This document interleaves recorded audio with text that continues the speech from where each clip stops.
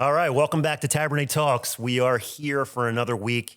It's Super Bowl Sunday, so not that I care, but I but I will be watching somewhat tonight because I'm looking to see who's going to win. Obviously I'm tired of the Chiefs, but I don't like the 49ers either. So it's going to be really interesting to see who pulls it out tonight. But I wanted to squeeze in an episode today with somebody who's really good. As we bring on people every week here, the majority of my guests have been realtors. The reason for that is the upcoming market is really going to be, I think, on fire, as we're already starting to see. Great. And I think the younger guys like this that are coming up, newer in the business, maybe a few years, will really give us some tips here on what they're seeing, and their feedback. So I have Adam Wright, Hometown Realty, right? Yep. Thank you for having me. Yeah, you're welcome. Good guy. Been in the business how long? So really, I guess back 5 years, I used to work at National Integrity Title Agency. Right. I know it well. Yeah. My good. Shout out to George Duffield. Yeah, George Duffield Sr. and Junior. And Junior. Junior is one of my best friends. He got me into that industry. Okay. Started off in order entry and kind of just worked my way around. Was a processor, pre-closer, settlement officer, and You went through the whole company. basically, interesting enough, I would always go out to the main lobby area and always see it filled with closings. We didn't have enough room for closings. Yeah. And And that was the old building. that was new one. Is it the new one? New Okay, one. okay. So they didn't have enough room, and I would always say, yeah, everybody looks happy in there. Agents look like they're doing well. Yeah. If you've ever been to National Integrity's office in Marlton, or if you haven't been there, you need to go there. Yeah, absolutely. The office is like something out of a movie. It's beautiful. Extremely beautiful, modern. You'll love it. Yeah. So, yeah. So I saw they were doing well and wanted to give it a try, and kind of went full time into being an agent. Yep. And then it's funny when I passed my tests, I remember scrolling through whatever just on social media, and I would see rumors about rates going up, and I was like, oh, that's funny. I guess Right. they'll go up a little bit, but Right. who knew that they were gonna? You were like, spike. why did I do this? But it all worked out. Can I call the title company back and see if I can get my job back, because I don't know why I'm a realtor. Isn't that, yeah. So did you get in when the rates were 2 and 3, or did you get in right after that? I got in. I think when I passed the test, they were around 4, and then a couple months later, sooner or later, it was at 6, and then Okay, so you got in after It the was 2 and 3. climbing. It was already climbing. it was already climbing. And 4 is a good rate. Yeah. So it was still decent. But then, but once when I got moving, it was around 6, and then, and then eventually, 7s and 7 8s. and 8. But now it's coming back down. Right. See, guys like this I like that, because they didn't get to see the 2 and the 3s. Mm-hmm. So you didn't get skewed in thinking that this is going to last forever. I'm going to make money forever. And I think that the agents that got in when it was 2 and 3, Mm-hmm. not to put them down, but in that market, it was a lot easier to get deals. They were falling in our laps left and right as mortgage guys too, with refinancing. But I think the people that got in after that didn't really have an idea of what that was. So getting in a market where it's 4, 5, and 6 really trains you to be a regular realtor, right? Not a person where the deals were falling out of the sky. Yeah, you got to kind of, work for it and talk to as many homeowners as possible. And, the people that you do get the opportunity to work with, you're grateful. And, the people that you just come across and that are going to be ready down the road when rates come back down, you'll be ready for them when that time comes. Yep. So I took some stats before we get into Adam's background here and what he thinks on this upcoming spring market. As we all know, Super Bowl Sunday is the official kickoff of the spring market. Okay. Mm-hmm. Every year, the minute that the Super Bowl's over, it's Monday tomorrow, and we're going to work, right? You don't look back. You do your best months in February, March, April, May, June are the best months of the year in real estate, right? So if you're not geared up and ready to go now, you'll never will be. You don't start real estate in September and say, oh, well, I had a bad year. No, you didn't start at the right time. Like February is the time to start after the Super Bowl. In 2024, the projected origination volume is $1.94 trillion, right? Mm-hmm. In 2025, it's going to be $2.28 trillion. If you look at 2023, that's 40% more volume being done in 24 and 25 versus what we did in 23. Yeah. Okay. So there's a lot of business coming up that's going to be out there. And it's the guys that stayed in it that are going to make it, right? Right. That are already made it. And now they're going to see this 40% increase in business coming, as we head into the spring market, and then the rates go down by the end of the year. And 2025, I think, is going to be a really good year. So I brought Adam on because he's on the front line every day. He's dealing with buyers. He's doing listings. He's both sides of the bridge. He does PA and Jersey, which I admire because I tell a lot of agents that they have to be dual licensed. If you're not dual licensed, you're leaving 50% of business that you could be getting. Absolutely. Right? Spring market's coming. What do you think here? Because you've been through a spring market or two already, right? Yeah. Not more. Yeah. Right? So you know what it is. Right. Do you see a normal situation where we maybe go back to a volume-driven spring market, or are you still feeling a little blue, thinking, I don't know what's going to happen here? Yeah, I won't pretend that I know what's going to happen. Right. It's a little bit on the unknown. Yep. I think if rates continue to fall, and you're going to see a lot of sellers out there that are in those 2 to 3% that just have to move, but are probably just holding out to get an interest rate that makes sense for them. And what rate is that? I think 5s would go a long way. Okay. Maybe. And, we're right where are we at now? So right now we're a little bit higher, right? Yeah. So if you want to follow the market, we were in the low 6s, that's heading right. into the high 5s over the last few weeks. Now, over the last week or two, these inflation reports haven't been helping us. And with inflation not really going down and seeming like it's coming up a little bit here, we've had some issues with rates going back up. Okay. If you look at us on a 30-year fixed at a close of business on Friday, we were in the 6.75 range, 6.625, which is about a half a point higher than we were 2 weeks ago. Yeah. So it moves quick, which is why it's unpredictable. Right. So if rates do come back down, then you're going to see a little bit more inventory come up. It's going to be a lot of pent up demand, and a lot of people that are going to be going to look for homes. So I think it really depends on the interest rates. But, you're always going to be busy in the spring and summer markets. No matter what. Yeah. I even recommend, to buyers, if you can, start looking as soon as you can, even in these slower markets. And if you can, get an offer out now, if you can afford or to do it now, it's better because there's not as much competition. But once when the spring, summer market comes, you're going to be starting to see multiple offers. And, the sellers, it's great. You get, right. a lot for your money. Where do you see yourself attacking? Are you attacking Jersey? Are you attacking Philly? Are you attacking both at the same time? What do you think is the smarter move for a dual licensed agent right now? Yeah, attack where it makes sense. I particularly go for listings always. Try to reach out to right, because that's your lifeline. Yep. Yeah. List the last is what they say. So reach out to for sale by owners, expireds, and just talk to them. Even talk to neighborhoods. If you're farming a neighborhood, a lot of people send mailers out to particular neighborhoods, but I like to call them. But anywhere that really fits, each neighborhood's different. Philly is a lot different than it is in New Jersey. I know that. But you've had success in Philly. Yeah, I like me and Adam have closed a lot of business here in Philly. Yeah. And that's not common with a New Jersey agent. No. Well, especially when I live in Mount Laurel, so I'm 20 minutes away from the bridge. That's what I mean. You're not even close. Yeah. I mean, you're really far. Or anything, not far. But it's not like you go over the bridge and you're in Cherry Hill. You got a little bit of a ride. Exactly. But you got to, I know a lot of people in Philly. I have a lot of family that lives in PA. And, you are leaving a lot of money on the table if you don't go get your PA license, just because it's a 20-minute ride, but it is close at the end of the day, where if you have a client that you're looking in Jersey and they're like, hey, let me go take a look at, what, PA has to offer. You don't lose that client. You don't lose them. You don't have to, it's not a referral fee you're getting. Exactly. You can easily just go across the bridge. Right. Right. Mm-hmm. See, people are afraid to drive, which, I don't. But you have to do that.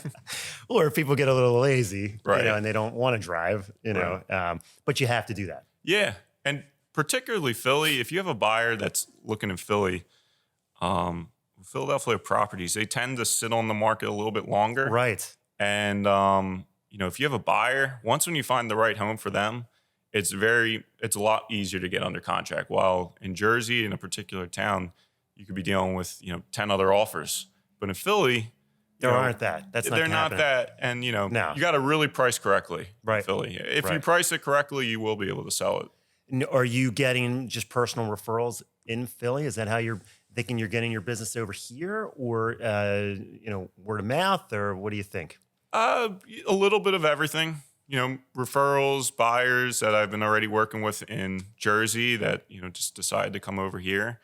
I do most of work in New Jersey, but Okay. it's just good to have Both sides. Yeah, Yeah. both Yeah. sides for sure. If you didn't know, if you don't follow, social media, this guy won the circle of excellence here, right? Congratulations. Thank you. That's not easy, right? What level was it? Is it Bronze. Bronze, which Yeah. is great, right? Not every realtor wins that. I think Right. it's only a certain group of guys that hustle every day, do it inside and out, close deals, whether it be listings, buyers, Philly, Jersey, whatever they do. Also is in the top 5 of his office every month. If you look at his social media, and his office's social media with Hometown, ran by Bill Siegel, which is a great guy himself, been in the business a long time, experienced, Absolutely. good leader. Yep. So he runs the office, and he posts up every month what the top 5 people in his office did, or 4, or whatever it may be. And Adam is consecutively every month in that mix there of top 5, if not top 3. Right. What's the secret in the hardest market that I talk to other realtors, and they're looking for part-time jobs, and they're getting out. And then I see guys like you doing circle of excellence and top 5 every month. What's going on? Well, What do you know that we don't? I have really good mentors. Just to start, Tori Schroff is my team leader. I know Tori well, which Tori we did have on the show, right? Yep. Awesome guy. He's been excellent with me. Whenever I call him, he always answers to help out. Bill Siegel's an excellent broker. We always talk and discuss things, and a bunch of agents at Hometown. One thing that Bill actually stuck with me is every new year he kind of always hammers in like focus on 1 to 2 to 3 things, and just focusing on that. And for me, that's it's not what everyone likes, but it's cold calling. Sometimes it's not the most fun thing to do, but Right. you gotta Not glamorous. you gotta show up every day. And honestly, it's just you gotta put in the time and know that a lot of the times it's not going to go anywhere, but it's worth it when 1 Do you to 2 think there's leads a come lot of through. agents that feel that they're above cold calling? Like, are they saying, I'm too good for this? It's embarrassing. Yeah. What's the feedback there? And why is it so, for people like you, easy to do? Well, I guess it's to each their own. There's agents out there that are very successful and they don't cold call at all. Whatever they do, whether it's farming neighborhoods, sending out mailers, or just being really good at what they individually do. For me, it's cold calling, and I think it's How many cold calls a day do you think you do? on the low end, if I'm running around, it's 50 to on. If I don't have that busy of a day, it's 100 or more. 100 cold calls a day. Yeah. Well, it's not. You're doing a variety. You can pick up a lot of calls doing. Obviously, just for sale by owners and expireds. Those are the low hanging fruit where a lot of agents are calling them. Right. So are they hanging up on you, or are they just not even picking up? The for sale by owners are usually saying you're the 10th agent that called me today. Right. So you got to kind of try to win them hear it. over that way. Right. But a lot of times, you'll get hung up on, you'll get cursed out at, and you just gotta laugh at it. You really Keep moving. Yeah, you keep moving. And then there's other things that you can do if you have a listing. Like I had one in Bordentown, so I just pulled up all the numbers in that neighborhood and said, hey, we just sold this house right around you. We have a ton of more buyers that are looking. Do you or know anyone that is looking to sell their home? Right. And you can You need thick skin. Right. Yeah, I get so. You need it. Yeah. You need, I mean, listen, if people are hanging up on you and they're not receptive, or they're cursing you out, as you say, or they don't call me again, or do whatever, you got to keep going. Yeah. You can't take it personal. Right. And I think that's the problem with a lot of realtors and loan officers that cold call. Mm-hmm. They take it personal and then they never want to do it again. You can't. Yeah. You gotta be able to really laugh at it. I have another friend that's, in the sales industry. He works at Hall of Fame Realty. If you know, I've heard the name. I don't know them. But he's great, and we always share back and forth, like times when people have Cold been call. rude and Right. stuff, and we just laugh about it. And then the next day you'll get on, you'll have a great day, and you'll get a listing out of it. So it's well worth the people that curse at you. Right, because if you get somebody the next day who gets it, you forget about that person. Exactly. Right, it's not like you'll go home and cry about that. Whatever. Right. You go to the next day like nothing ever happened. Exactly. Yep. Yeah. So you think you've gotten a lot of deals actually out of cold calling? Yeah. Well, I would say a majority. It really has worked out for me. Where when I was coming into the business, there was this guy I would watch on YouTube, and I still watch him to this day. His name is Ricky Caruth, who made being a millionaire agent by being a cold caller. And he says whatever market you're in, whether it's up or down, there's still going to be closings every single day. Sure. And it's up to you whether you're going to be a part of them. It's true. So there's always business. Yeah. So, as long as you stick with it and you're consistent with it and you do it, every day, every other day, but make sure you're doing it. Right. And it might take some time, but you just gotta, weather the storm, and it'll come around. You'll go through cold streaks too, and you just gotta keep going. Yeah, and I mean, like, let's talk about a culture, because I think a lot of 2023 was a cold streak for everybody, right?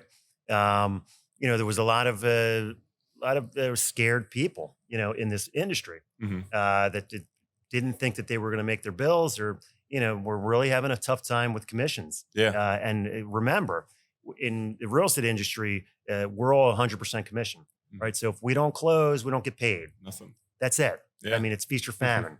Right. Right. That's It's true. It is true. So, what do you think as a new not a loan officer, a realtor getting in, how much, cushion should you have in your bank account to withstand a market that's like that? Like, let's say I wanted to get in now. Would you say to me that you need at least 6 months of expenses, of bills being in your bank account, a year? Or, how long is it going to take me really to get going, and how long am I going to have to live off my own savings?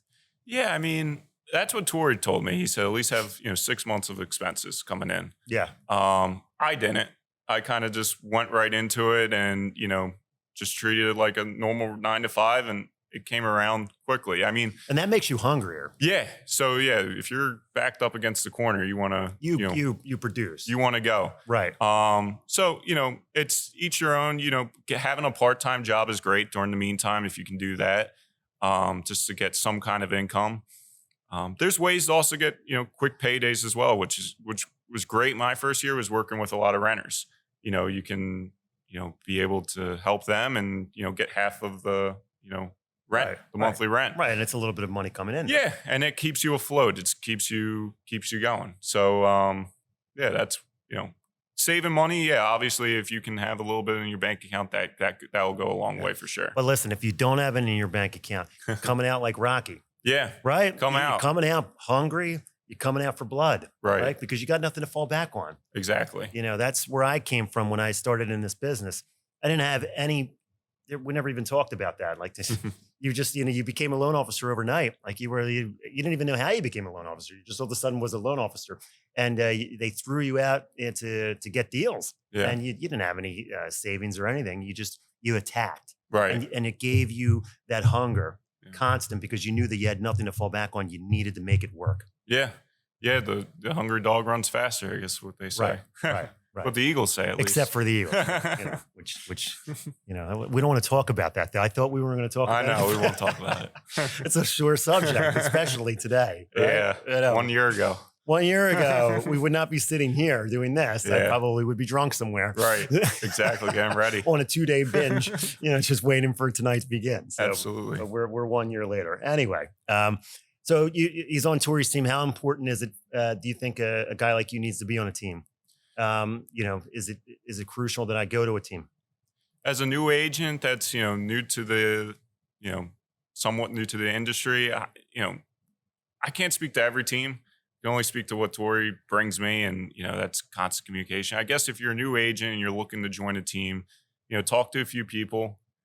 For me, I think it's great that I'm on Tori's team, because there's a couple of us, but it's not a huge, No. 20-person team Right, or right. anything. He keeps it tight. Exactly, which is great. And I think it works well for us. And, I'm able, like I said, call him anytime, he'll answer. If you're on a big team, I don't know, You might not get the level of service. individual, communication. So I think it's, yeah, especially important. One, they'll help you to, And do you think being at a company like Hometown, like with a smaller name, is easier for you to maneuver and easier for you to get clients versus being with these big names like KW and Berkshire and all that? yeah, I think the big names like Remax, you have Keller Williams, everything like that. I don't think it really matters. I think it's about the individual agent themselves and how you work with them and or with your clients and everything like that. So, you know, yeah, Yeah.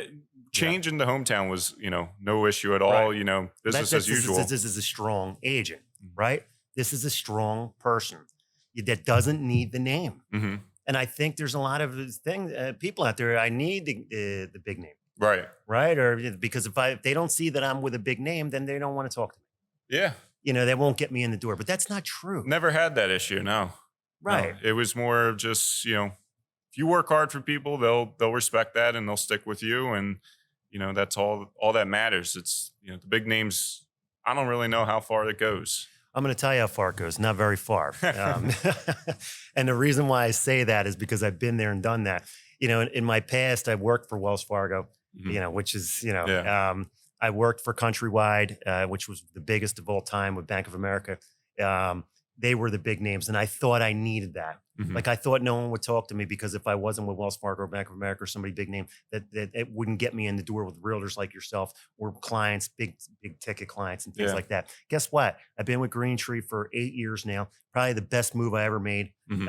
A smaller name, but really good company. Yeah. Reputation's awesome, and they move quicker, Yeah, right? And absolutely. they move leaner, and they're not this big corporate conglomerate. No, I know. And I think it makes it easier. And we've, recently we were talking, we had a client that went through Wells Fargo and they gave a really false pre-approval letter. And, it was, I know it it was well. that. And then, I brought them there to you and it was just like, Yeah, it just wasn't, Wells Fargo just doesn't communicate like a local lender like Right. Greentree does. right, For sure. right. And with you being local, it helps big time. And Yeah. and then it's the strength of the person. Right. It didn't matter. Once I started saying I was Green Tree, they didn't care who I was with. Right. They just wanted to make sure I did my job. I could close. I could communicate with guys like you Absolutely. and get people to the table. Yeah. Really, For that's sure. what it's about. Definitely. So that's big. What about these bidding wars? They're going to come back, Hmm. as you know. Your favorite. Yeah. Right. Me and Adam have been on the phone many times. You got to bump the pre-approval up. How high can these people go? You think you could squeeze out another 15 grand? Come on, let's waive the appraisal. What do you mean? Exactly. We can't close in 9 days? What's going on? Right. Right. So this is all coming back. It will I be hate to here. say it. I It know. will be here on our doorstep. Like I said, Super Bowl Sunday. Talk to me in another month or two from now. It's going to be back. Absolutely. How do we win now? How do you win that bidding war now? It's it's definitely, it can be difficult, but there are ways, you can certainly, win an offer. Multiple things, being a little bit flexible with your contingencies. Yep. I still recommend everybody to get an inspection always. I would never recommend anyone just to waive an inspection and not know what you're buying. But Which is great. Yeah, it's just too much of a risk. Yeah, it's your name, it's your reputation. Exactly. It could be your license. But you can say, inspection for informational purposes only, or in the event of a major structural issue or major damages to the property, buyer has the right to Are you negotiate. telling people to go high right off the bat? Like if the house is 230, let's say, are you saying, listen, we got to go 275 right off the bat? It really depends on each house. If you're, the agents will be able to see how much foot traffic is going through the door. So I'll be able to tell you right away, like, hey, you might have to be a little bit competitive, but it doesn't always mean you have to, go way high and spend out the door. A great thing is an escalation clause. I've won a couple of deals doing that, where, you put in where you want to be at the start. And basically I always recommend clients like, hey, it's going to be competitive. What's a number that you would want to top out at? And basically, if the house is 250, you go in at 255, but an escalation clause up to 280. Anything in between that, as long as the agent communicates with their seller, you can leapfrog over the next Everybody. highest offer. Right. Automatically. Automatically up to whatever you're comfortable with. Right. Which is, which is huge. Not everyone does that. On the listing side, there's been agents that have done it and they usually win the offer. And the agents that don't, it's just, you're leaving yourself out to hang dry for sure. You should do it on pretty much every deal then if you're really trying to win. Yeah. I mean, if you're really in love with the home and you want to get it, I would say it protects yourself, but it also, keeps you competitive for sure. Yeah. Definitely. So, just get ready for that. It's going to make sure you're ready, before you get into the market, get pre-approved, local lender, like we were just talking about. Yep. Start now. Stay away from the big banks. Yep. Start now and get all your tax paperwork in order. And, As you're talking, I wanted to pull up a post that I had posted yesterday, which is really my three. And, if you go on my Taberne group Facebook page, I posted it on there too. So if you want to show it to your clients, you can. But I think it's a really big one. Number one thing, of course, rates have significantly come down since the fourth quarter, right? So that's tip number one as we head into the spring market here. And in the bidding wars, rates are definitely lower than the 8% range that we saw. Number two, if you want to buy in the spring and close in the spring, you got to start in February, right? You should have started in January probably. Yeah. And beat out everybody because it's going to get crazy next month. And number three, which is the big one, you can use your tax return or tax refund towards your down payment and closing costs on a home. Okay. A lot of people don't know that. They're like, oh, well, I'm getting $10,000 back from a tax refund. Remember, it's tax time right now, right? As we head into the spring, you're going to get your refund by the end of February, March, whatever it may be. And it could be significant. Like I see a lot of these people getting, $10,000, $15,000, $20,000 refunds. I don't know how. I feel like I got to find out who their accountant is because there's something's wrong there. But anyway, I don't care because I like that they're getting 10 or 15 grand back because you can use that money towards your closing costs and down payment, which is big. Absolutely. So I think if you get that out there right now, get your tax refund ready, start your pre-approval process right now, get with Adam then, and, let's start finding out what's out there, which leads me to the inventory. Yeah. Is that going to, do you see that coming a little bit? Or coming back? Yeah. It's definitely the thing that's, making the market a little bit difficult is inventory being so low. Yeah. It really depends on, when the sellers feel that they're ready to make a move. And, it's case by case, but I think it really drives off the interest rate. When you zone into it, let's say Mount Laurel, right? Yeah. So if you look up right now, let's say as of today, is it only like a couple houses that are actually on the market? Like I've seen some brutal Facebook messages from realtors saying there's only 3 houses in the whole zip code. Is that true? I mean, it depends on the price range you're looking in. It can certainly be true. But I think it's just... What is the price range that's the hardest that you think right now? Definitely probably around the first-time home buyer range, like between like 200, maybe up to 350. 2 to 350, okay. The problem we're having like right now is, one, there's multiple offers right now in February on the property. Everyone's trying to get in. And then the quality isn't there for that price range right now. I think it will get better. As far as the house itself. Yeah, just because it's, we're in the winter, so it's low inventory already. And then, just the quality of the house hasn't been the best. But I see that. I think it will get better as we move towards, as inventory comes up when the spring and summer comes. So, I used to say to those buyers, just be patient. Still, let's go see homes. You never know when the next house is yours and is the right one for you. And just be patient. These home inspections have been killing a lot of my deals. I mean, and as loan officers out there, I know you feel my pain. Right? It hurts. And realtors, it hurts too, because you guys don't close it either. And you put a lot of time into these clients, shopping them around at 16 different houses. And then we get the one under contract. They're going to close in 30 days. The buyers, when already got the commitment letter from me, they're ready to go. And then the inspection kills the deal. What is going on? Why are all these inspections killing all these deals? I understand you got to get it. Right? Because you want to know what's going on. But then the seller's not willing to negotiate on any of these deals. Yeah. And I'm hammering the agents because I'm like, can't we negotiate this? Like, what's wrong with the property? Right. And I'm the loan officer. And I really don't, I'm not the one buying the house, Yeah. but I'm still saying like, why can't this be worked out? Why not? And usually an agent will say to me, the sellers, they don't either don't have a strong listing agent Right. that's helping to work it out. Yeah. Right. They're not communicating with their seller properly. What needs to be done. What needs to be done. And then the seller's being stone cold saying, I'm not doing anything. Yeah. I mean, there's multiple things that are going into that. On the seller's point of view, the seller needs to know when that, inspection report comes up and there's some serious issues, you can absolutely go back to market, but now you have to disclose all those issues. Right. So the next person's going to find out. The next person going to find out right away why that deal didn't close. And does that next person usually not care and just say, I'm going to do the deal anyway? Depends how bad they need a house.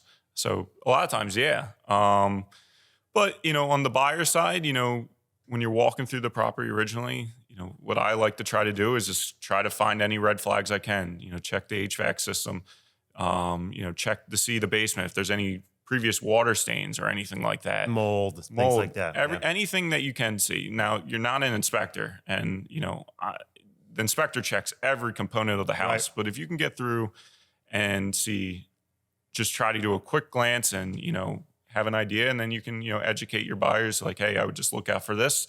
That way they're not blindsided when the inspection does come, right. That it might be an issue.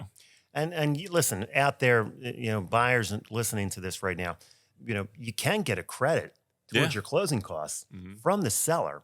No, you can't get a credit directly to fix the repairs, on the closing sheet, but the seller can give you money just towards your closing costs to reduce the amount of money that you need for closing. At that time, you use that extra money that they reduced your amount of money for closing, and you use it to fix the house up. Yeah, seller credits are huge. I mean, it saves you a lot of money out of pocket. Right. Even if you can negotiate a deal before even doing the inspections, you can get a seller credit. I always think that's the better way to go, rather than, hey, instead of offering $350, let's offer $340. No, go $350, get a $10,000 seller credit. Because what is that? At the end of the day, on your mortgage, how much are you saving? $10,000 is what? Well, $1,000 is $6 a month, so it's $60 a month. Yeah, when you can save $10,000 out of your pocket and then use that money elsewhere. But yeah, negotiate. If you have an inspection, there's some repairs that need to be done. Getting a seller credit goes a long way, and then sellers just need to know that, like I said earlier, that now it's a finding. Now everybody knows, and if you want to really go back to market and test your luck, you can. But it's not worth it. It's not worth it. You have the deal right now. Right. Let's just get to the closing table and close in a couple of weeks. Yeah, and I really had a cool listing agent this week where the buyer was short on money to close, and the home had appraised for more to begin with. So the listing agent had to allow us to build the seller credit into the purchase price because it appraised for more. Right. And then that money would go back towards the buyer to help with their closing costs. That's great. You got to be creative. Yeah. Right. You got to think of every avenue. If you have a buyer out there who's saying, listen, I'm short $3,000 or $4,000 or $5,000 to close, and the house appraises for $10,000 more than it appraised for, you can work a seller credit into the purchase price. It is allowed. You do an addendum, you say, we're going to give them $5,000 back towards closing costs. No, you're not really giving them anything because it's being built into the purchase price, but still helps the buyer with the money that they need for closing. Yeah. That's a big huge one. Definitely is. So, and a lot of stuff is appraising higher. Yeah. Because the market's so good. Yeah. I haven't had really any issues on appraisals at all. Right. Which is great. Well, dealing with me, he's not allowed to. Right?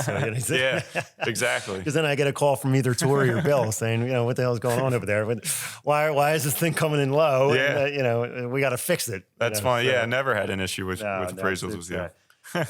All right. So common pitfalls for a new agent getting in. I know you saw them. What should you avoid? I think, I think you should, have your mentors and, not hone in on what one person's saying, but take a little bit from everybody. Get a little bit of advice from, your team leader, if you have one, your broker, and then other agents. If you're just talking to them on the phone about a particular deal and you see that they're a seasoned vet, I would always ask like, hey, well, if they're willing to tell me, what do you do? And, take a little bit of everything and think, oh, that might work for me down the road, or it might work for me now. The other big one is be careful what you spend your money on for lead generation. Right. I think it's good to have one thing, realtor.com okay. Something to go. Yeah. Yeah. But, don't put all your money because it can get expensive quick and you might think you might get a big return out of it. And it doesn't always work that way. It takes a while. It takes a while and you got to really work the lead. Right. Which a lot of people don't. Yeah. So if you're a new agent and you don't have a lot of cash in the bank right now, I recommend getting something, but, just be careful in what you choose and not to push all your chips at once. Right. And yeah. And do open houses, I guess, right? Open houses are great. Yeah. That's where the leads are. Yep. Yeah.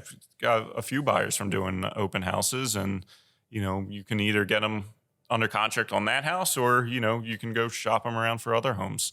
So open houses, that's free. Just call, top producer in your office and say, Can hey, I sit at your yeah. listing? And they'll love that. They don't necessarily Sure. want to do that. And then a lot of these people come into these open houses and they're not, they don't have a realtor. Right. They don't have a realtor. They might just be looking, starting the process, and you get the ball rolling, and you stay in contact with them. So doing open houses is free.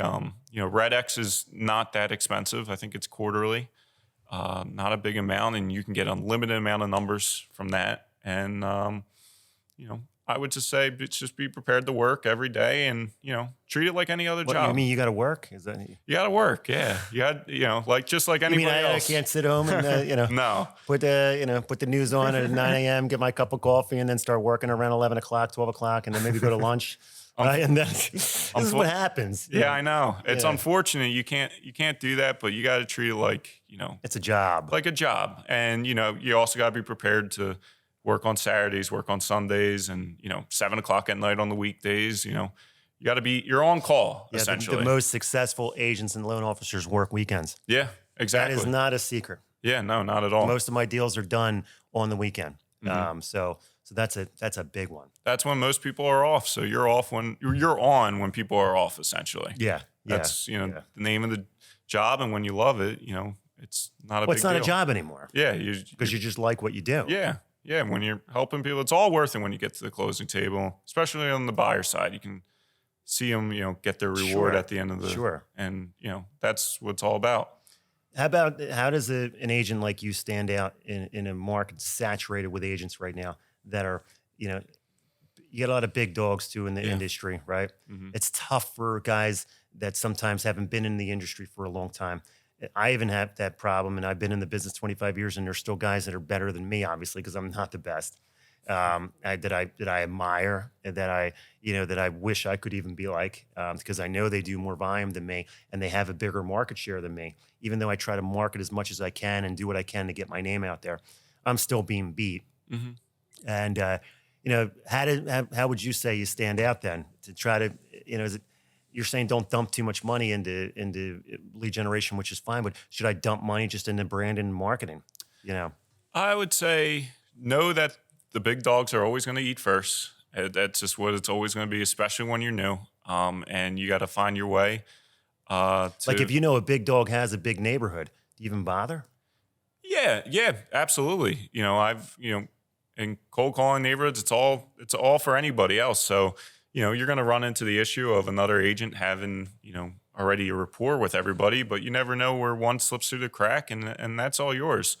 So just know that just focus on yourself. Try to stay off social media as much as possible because at the end of the day, that's just a highlight reel. I know that. I post about successful clients that have been doing it, but trust me, there's things behind the closed doors where it can be difficult and stressful They never show times. you that. They'll never show you that. So No one never sees the stress of really what goes on. So they just see them at the closing table. And exactly. that's it. Just know that everybody has their highlight reel on social media. Try to stay calm when it's really low. When times are low, stay even keel. And then when times are really high, stay even keel because everything runs in a wave in this industry. And yeah, just I guess. And you've learned that the hard way. Yeah. That everything runs in a wave in this industry. Yeah, you learn it. You learn there's cold streaks and there's hot streaks. And you just got to, not be too high on the highs and too low on the lows. And, just compete with yourself. Like this year I was bronze circle of excellence. That's awesome. I'm going for silver next year or more. That's just my goal. And, Do you believe in the people that say you got to post every day, twice a day, and all that stuff on Instagram and Facebook and all that in order to build your brand, or is it even worth it in your eyes? I mean, for some people it works. Yeah, I think I could be a lot better on social media, to be honest. There's ways you can do it. I think it goes a long way when something I lack. I don't post a lot of personal things that I do. Right. And people want to see that human Sure they do. characteristic, not just all about business. And Right. something I want to get better at. It's just, I'm not the most comfortable with, posting personal stuff, but right. there's ways you can do it where, like on Instagram, a great thing is the stories. I like to put on there, it's there for 24 hours, sports stuff, real estate stuff or stuff I'm just interested in. And guys, if you haven't seen Adam's social media, he has some high profile clients that he's done. I mean, he's, it's not your normal client here. Like he's done Eagles players, he's done Phillies players. I'm not joking. Go on to social media. That's a niche there. Yeah. That you have, that I commend you, because I know that getting the sports guys are not easy. No. Are you just marketing to them maybe, or is it just just your dashing personality that's getting these guys to go with you? Like, what is it?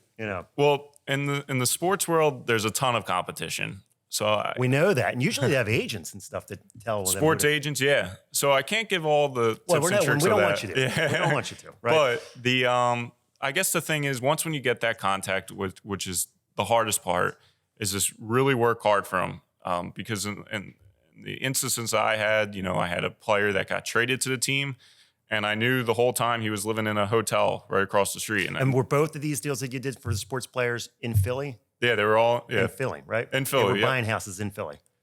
So in these two instances, they were seasonal rentals. Okay. So one in Philly and then one in Jersey. Okay. And just because they were there for short term, you never know, right? Yeah, right. And you just gotta work hard for them. Show them that you care. Always be on top of it. You got to create your own inventory in that market, because they're looking.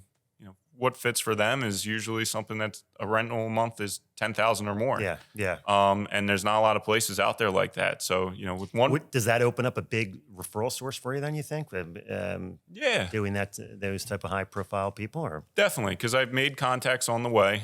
I have a really good rapport with one of the players' agents, and I know that there's a good shot whenever someone gets traded that there is in their network over here that I'll be working with them. Yeah.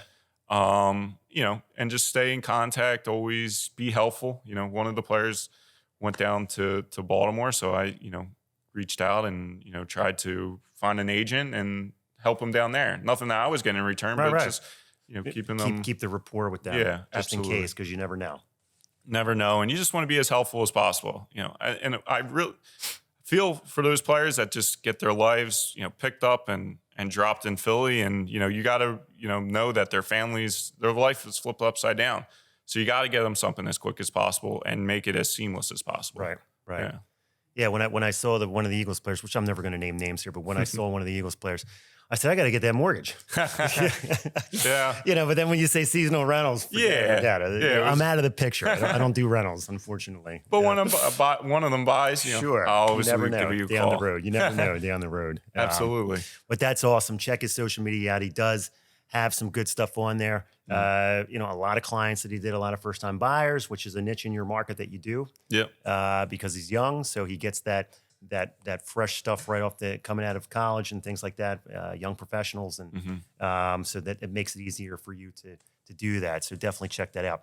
Before we go today, I want to have a tip that I ran into this week about PMI, because I want to get this out to everybody. PMI is big right now. A lot of people don't have the 20% to put down, and you don't need 20% to put down to get out of PMI. There is a way that I see a lot of people doing it right now, where they're paying a one-time fee at closing to pay the PMI off. So the fee depends on how much you put down and what your credit scores are. But if your credit scores are good, and let's say you're putting 10% down, we would price it through a specific PMI system, and the system would tell us, what that one-time fee is. It could be $2,000, it could be $5,000. It depends on the size of the loan and again, what you're putting down and things like that. but you're basically paying it off for the life of the loan then. So you never have to worry about it paying monthly. You never have to worry about waiting to get to 20% equity to get rid of it. It's gone at the closing. The beauty of it is you can negotiate that into a seller credit, right? And have the sellers pay that one-time fee at closing for you. If you're not getting a seller concession, you get the seller credit towards the one-time fee for the PMI, and then you have no PMI paid by the seller. Wow. Another way to do it is that your lender could give you a lender credit. Green Tree could negotiate something where, we either give you maybe a higher interest rate a little bit or make it where, we would come in and give a nice portion of a lender credit towards that one-time fee, and it's paid by your lender. So, don't, because I've had a lot of people this week, it seems like it's getting busy and they're coming out and they don't have 20% to put down and they don't want to pay PMI. If you have a good loan officer and and they know their stuff and they know the guidelines, especially with this one-time fee stuff, ask them about it because it could help. And the seller credit is big. Yeah. Quick question on that is with the PMI, is it with FHA as well? Or FHA, it's conventional. Okay. FHA, you got to pay PMI no matter what. To the end. To the end. Yeah. It's for the life of the loan. But conventionally, conventional is the save key. a lot too. Right. It's a huge savings. How much is a PMI a month? Like over Well, it depends on the loan amount, how much you're putting down, and your credit score. Yeah. So there's a lot of factors that go into what it's going to be monthly. Gotcha. Now, it could be that it's $200 a month, but the one-time fee is only $2,000. Well, you would want to pay the one-time fee to pay it off for the life of the loan. You wouldn't want to pay the $200 a month, right? Yeah. So you're not paying $200 a month anymore, and you pay $2,000 at closing. You no longer have PMI. Yeah. It's a no-brainer. Absolutely. And it can be negotiated. So that's a big one there. Any final tips you want to leave us? Anything that you think as we head into this craziness? Because I don't even know if I'll be able to talk to you once it gets crazy. We'll be going nuts on the phone. We text then. It seems like most of the realtors it's this all day. There's no longer. We talk on the phone and it's wintertime and we have all the time in the world to hang out. It's like 100 miles an hour. Right. I guess the final tips, the seasonal agents, they already know this, but the new agents is just find your niche, whatever that is, whether it's cold calling, mailers, door knocking, and just stay consistent at it. Do it every day, really. And just work hard. Don't compare yourself to others and just stay within your bounds of, competing with yourself. Yeah. The thing is don't compare yourself to others. I think that is the biggest one. Yeah. People will get, you'll give yourself a heart attack if you care about what the other guy's doing every month. Right. Yeah. You really will. You'll make yourself sick. Yeah. It's not worth it. No, it's not. You just got to stay within yourself. And if you're looking at all these other agents that are doing great and it looks like they're living the life. Who cares? Yeah. Who cares? And just keep working hard. And remember, it's a highlight reel. That's what it is. It is a highlight reel. Right. Because if you look at their numbers at the end of the year, it could be nowhere near what you think they look like they're doing. And let it be, motivation. They're working hard for it too behind the scenes. So absolutely. Right. So Adam, thanks for coming on. Yeah. Thank you did for awesome. having me. You did a great job. I appreciate it. I'm sure I'll have you back on next time. I think I'm going to bring you and Tori at the same time. Oh, that'd be cool. And we'll have some fun, and see and check in on these guys maybe halfway through the spring market, Perfect. and see what's going on. And, Absolutely. Would love to. And we keep rolling, and we will see you guys next week. I appreciate everybody tuning in every week as we get some of these nuggets here that we try to throw out for you guys to see, as we go into this spring market and hopefully a really good year. I see positive signs already in January and February with a lot of people coming out, right? Out of the woodwork, people coming off the fence. So don't get discouraged out there. Keep going. And if you're a buyer, don't get discouraged if you can't get the house that you want right away. Right. You got an experienced guy like this who's fighting with you for the front line to try to get that offer won, and it can happen. So have a great week, and I'll see you soon.